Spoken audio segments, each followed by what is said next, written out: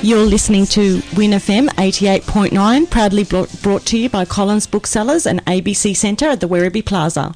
A proud sponsor of 88.9 Win FM. And in the studio with us this evening is Hilary. We've been talking about graphic novels and manga. Before you go, Hilary, I did want to ask you a little bit about the movie version of manga, which is called anime, or how do you pronounce it? Well, apparently we're meant to pronounce it anime, but I personally just think that sounds silly. But then again, most people probably think I sound silly saying manga. So anime is the movie version of manga. Is it usually follows the book? Oh, that is a good question. And no. Like all good films, they never follow the book. My personal opinion, the book is always better. Absolutely. They usually don't, actually. What tends to happen is a manga is very popular. Somebody decides, I'm going to turn that into an anime.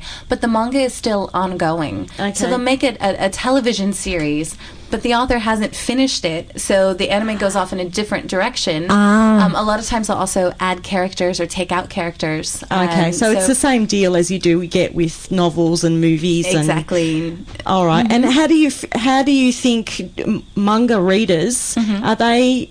Do the same people read manga and watch anime, or are they a different audience? Or that has been one of the questions that I've been wondering for a while, because in the US it's not the case. In the US, the anime watchers are almost all male, whereas the manga reader is just as likely to be female as male. Here it seems that a lot of the anime watchers are picking up manga now. Okay. So there's a little more crossover. But not completely. Like, there's still an audience that will read the book but not watch the anime. I would be one of those people. I personally can't stand dubs, and that's because the anime is created in Japan. Then I don't like dub movies or films either. No. So to me, just the style of anime, like, I think the animation is absolutely amazing. I don't like the voiceovers, and frankly, I don't like them in Japanese either. And I think there is sort of that part of the audience that is with me on that, I hope. Otherwise, they'll be listening to this and I'll get hate mail. Everyone's entitled to their opinion. Exactly, and that's just a personal opinion. I'm not saying it's the world is listening. That's right, you said it's live streaming now. That's it, absolutely. So much pressure. So, yes, I think there's a bit of crossover, especially with the boys, who will pick up the anime as well as the manga. But I think there is sort of an audience that will be strictly anime, and there will be one that's, strictly reading the book. So. I know we've experimented a little bit in the shop and brought in some of the anime, but yeah, there doesn't seem to be much of a crossover going on yet, but I guess it's early days. Well, the market needs to grow a bit and be more popular, and then, as you say, it might also increase with females, and then it'll change it again. Because I don't know about that. Oh, really? We know that the market there, the fan base, is absolutely here. So for years they've been either buying online or trying to find a website that would deliver to Australia, or going to comic book shops or conventions, and that's really when we started to see, wow, there's this hardcore audience going to these conventions, and they would just buy complete series, and they'd buy like 3 or 4 of them just because they couldn't find it anywhere else. Yes. So it's early days in that there's just now people like Jackie who are bringing it into bookstores, which is probably where it belongs because they're books. Yes.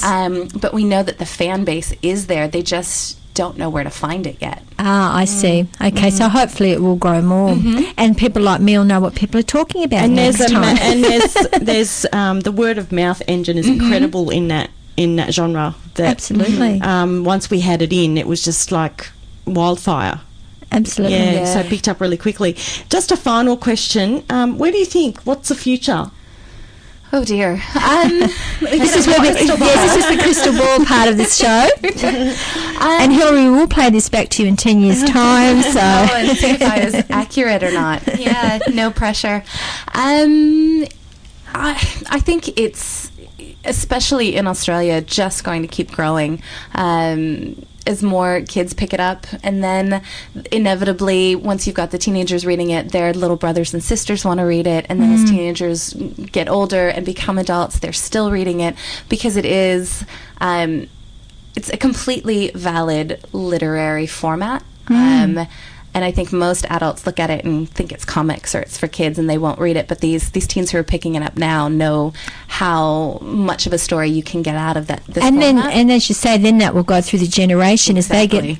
when they become adults, they'll continue to read it. Then their children, and then perhaps that will be what will make it much more popular. Yeah. Although I'm also finding that librarians from schools as well as the libraries are coming to us, and it's validating what you're saying, Hilary, that they're asking for it, and the attitude of the teachers is, as long as they read something, Absolutely, Yes. or the attitude of the parent is, well, maybe this will set them onto a path of reading. So You want to open the door. Yeah, the attitude You is want to very open the door. positive. Yeah. Librarians have been some of the strongest supporters of manga and graphic novels pretty much worldwide. I think in terms of manga in English, librarians really got on board because it was attracting those reluctant readers, which tend to be boys, led to successful reading experiences. They wanted to read more. And you're right, they've wholeheartedly supported it and supported the category. And I think teachers and librarians support it because of that. I think parents still sort of shy away, going, surely they can read a real novel. But the librarians, absolutely. I love librarians. Let me just throw that out there. Yeah. But also, too, because it's got the visual as well as the prose, I mean, it does actually engage a lot more than... Because sometimes, especially when you're a teenager or younger, a whole book of prose can just be, I don't want to read Intimidating. that. Yeah. Whereas when it's broken up, it can actually be a lot more... generally speaking, you start with picture books, Right. even Correct. the conventional picture Correct. books. So Well, and it's also good for reluctant readers, but English is a second language as well, because all Yes. the context clues are in the art. So if Yes. you don't know what a word means, you don't have to try and read more words to figure it out. You can sort of see what That's the an excellent story is. point, Yeah. actually. Yes, absolutely. Well, it's our time's just about up, Jackie, again for Book Chat. So I we'd love to know. thank Hilary for joining us. And Hilary's Thanks for about to having go me. on a world trip. I am. she Yes. might become our roving reporter, I've heard. I think I'd love, especially your trip in India, I'd love to hear how all that goes. So hopefully we'll hear from Hilary on her trips. We might call it Hilary's trip. Maybe we'll work on that one. Well, thanks again very much for joining us, Hilary. Thank you, Hilary, and good luck with your adventures. Oh, thank you. And thanks for having me. You're listening to Creative Corner with Denise and Book Chat on 88.9 Win FM. You're listening to Creative Corner and Book Chat on 88.9 Win FM. And we'd like to thank Hilary again for joining us in the studio, because it certainly educated me on this new form of novel and of writing. It's very interesting. Yeah, check it out. next Absolutely. time. Yeah. Now, of course, we can't finish a book chat without our top 10. So, Jackie, what are our top 10 in Werribee? Okay, let's start with the books. Number 10 is Wilby the Bumblebee by Craig Smith. Then we've got the Morganville Vampires. Oh, those vampires just aren't going but this away. is by a US author called Rachel Kane, and we've been lucky enough to secure her, and she's coming to visit us in May. So we'll Oh, fantastic. provide some more information about her in another book chat. Excellent. Next one is another vampire book called Awakened, another series by PC Cast. The Vampire Diaries, The Return Midnight by L.J. Smith. I Am Number 4 by Law Pittacus, and that's actually a movie by Steven Spielberg at the moment as well. And I think that's probably why the book is back in the top 10. Life Without Limits by Nick Vujicic. If you say so. I think so. That's a biography, and he's quite an inspirational person. He was born with no limbs. Oh, really? Yes, Oh, wow. and I've not read it, but a lot of people have seen him speak, and he's quite an amazing person. No limbs at all? No. Oh, my Yes. goodness. Next one is Diary of a Wimpy Kid. That's never going No, away. it's never, and No. it certainly will be up there for quite a long time, because in the school holidays, the second movie is due out. I hope it's better than the So- first one, because I wasn't so keen on the movie. Oh, did you see it? I saw part of it. Oh, okay. So you have to be a kid. But apparently it didn't do that well at the box office anyway. It's not as well Okay. as the book. But I anyway. did quite like it, but I'm silly like that. A Discovery of Witches by Deborah Harkness. Number 3 is A Kingdom Besieged by Raymond Feist. Afterlife by Claudia Gray. And the number 1 is a non-fiction cookbook, and it's Jamie's 30-Minute Meals.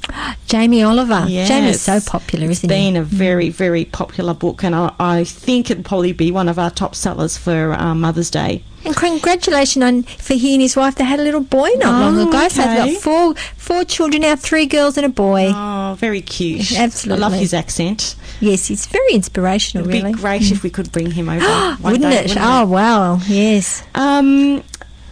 Before I forget, we do have Adam Liu coming to Werribee Plaza on the 30th of April at 10:30 So he was a.m. for anyone that doesn't He's the remember. new Master Chef. Yes. And a lot of his food is inspired by his heritage, which is Asian.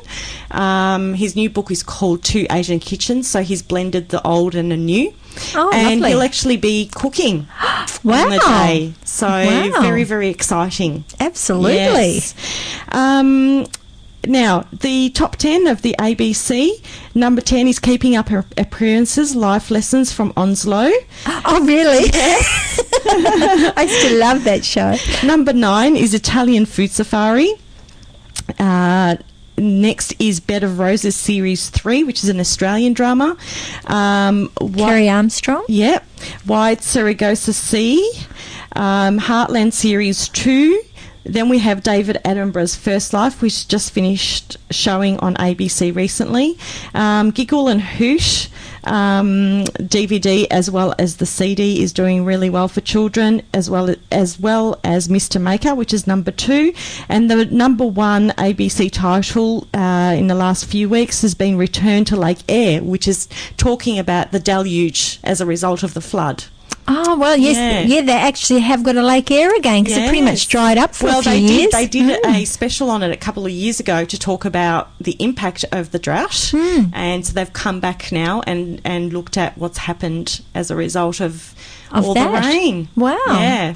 Well, again, our time is up for Book Chat. It's been another great Book Chat. Any idea what we're doing in May? I'm going to try and bring along the person who orders and to talk about some of the great titles available for Mother's Day. Fantastic. Yeah. Well, you've been listening to Book Chat with Jackie, so thanks again for another great show. We look forward to next month's Book Chat, which is always the first Thursday of the month. And Book Chat is proudly brought to you by Collins Booksellers and ABC Centre at the